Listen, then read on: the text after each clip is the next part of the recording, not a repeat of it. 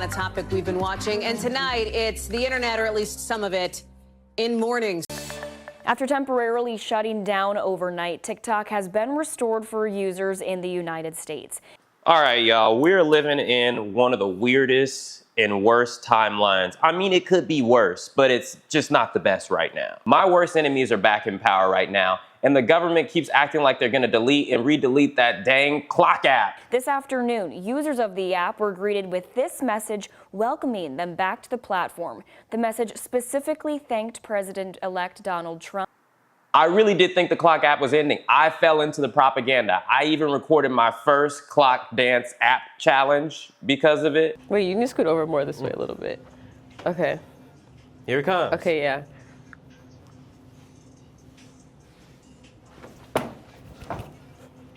I thought it was over. I never did it for all the years. I was like, here, I'll finally do it. One more Oh my God! I can't do this anymore. I'm in my 30s.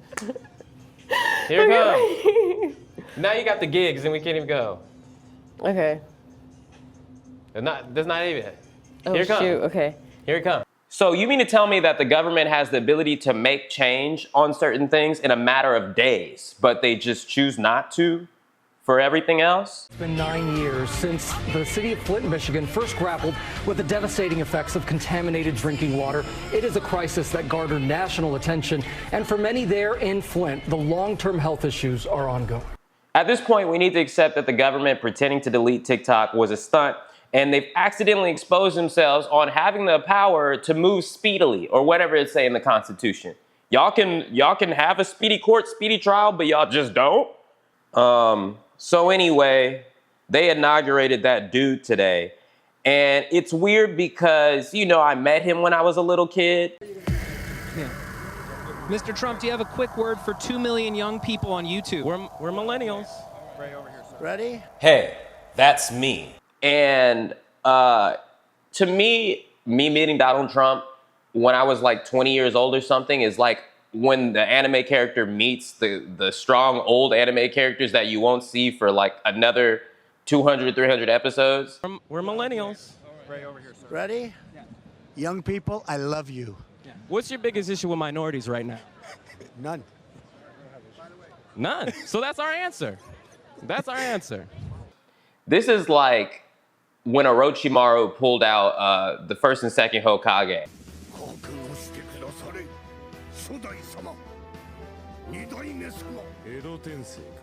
Or this is like when Luffy and Zoro ran into Mihawk.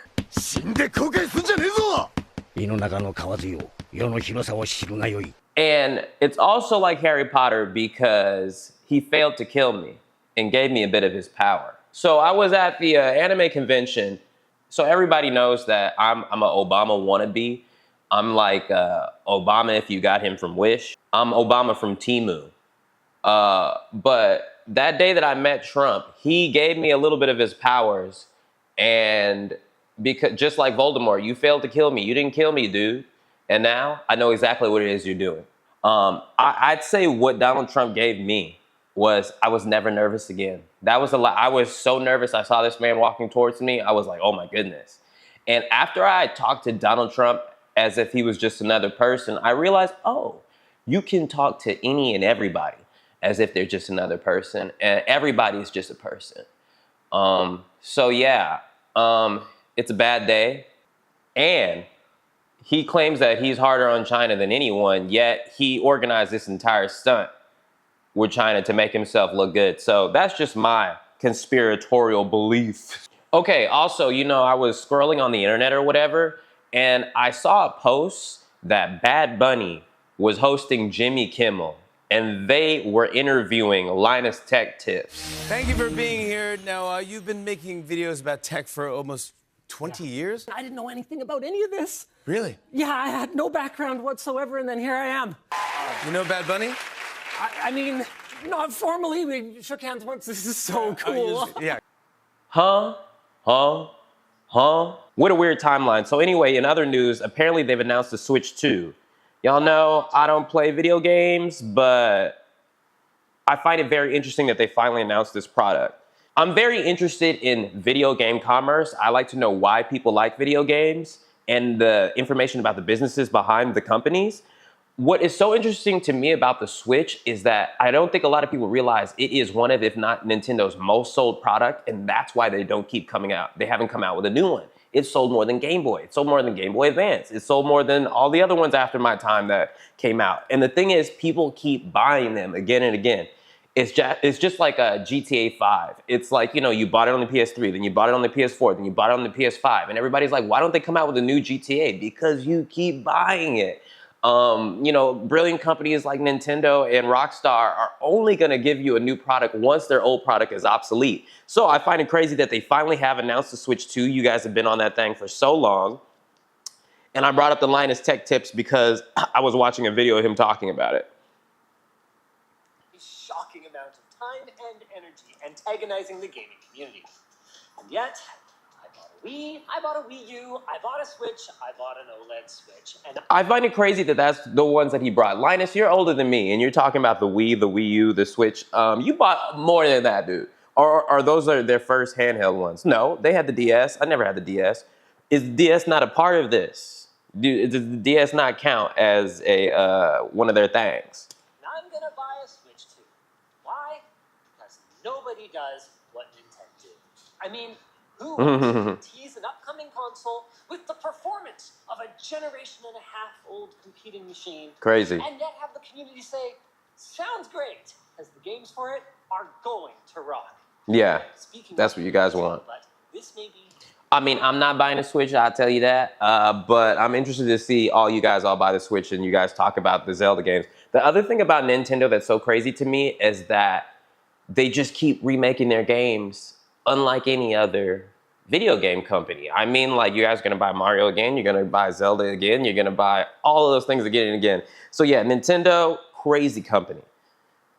All right, so that's about the news today on Monday. Thank you guys for watching. Over on the Sheet and Text Back channel, we're gonna have a whole bunch of other content coming out soon, so go ahead and subscribe. Here's a little preview. Which one of these is Goku? Goku, all of them. That one. Number 2. Number 1. Shit. I'm gonna go shit. They all look the same. They all look the same. They're all different characters. But it's Really? 7. Yeah. It's number 1. Or so fucking 7. You going for number 1? Number 2. That's Turles. Why do Turles and Goku look the same despite not being brothers? Sorry. 2, that's Goten. Hey! I think there's a little me hiding behind your leg, Chi-Chi. I'm Goten. Sorry. So who is it? 3, that's Captain Ginyu in Goku's body. Sorry. What? So is it number 7 then? I'm gonna have to say it's 7. I mean, I said that was the first thing I said. You said 7? Yeah. Oh, you're right. Yeah. You're right. You got it. Yeah. So, in conclusion, sometimes it may seem dark. It may seem that all of your enemies are in power, and no matter what you do, you're just inching and inching away to where you want to be. And my advice to you is to realize that getting better 1% every day, in 100 days, you will be 100% better. So it may seem right now that they're in power and that you can't do anything, but that's not true. What you can do is invest in yourself, get stronger yourself, become better yourself each and every day. And then when your time comes, you don't have to get ready because you stayed ready. And then you'll defeat all the villains and the evildoers and yeah. My name is William Haynes. This has been another episode of Truly Passionate. Please leave a like on me and subscribe to me. Amen. All right, well, top 5 races of all time. Ooh, Filipino up there. Filipino's definitely up there. S-tier Filipino. Okay, yeah. I love most Filipino people I've met. I would say generally I like Filipinos. Yeah. I would say it's a soft A tier right now. Yeah. What about you, Kennedy? I'm so confused by this question. What? We're ranking races. I mean, he said top 5 and I said tiers. Well, I'm putting races in tiers. Oh, okay. So like, who's your tier list on races? Yeah. Where's Filipino at?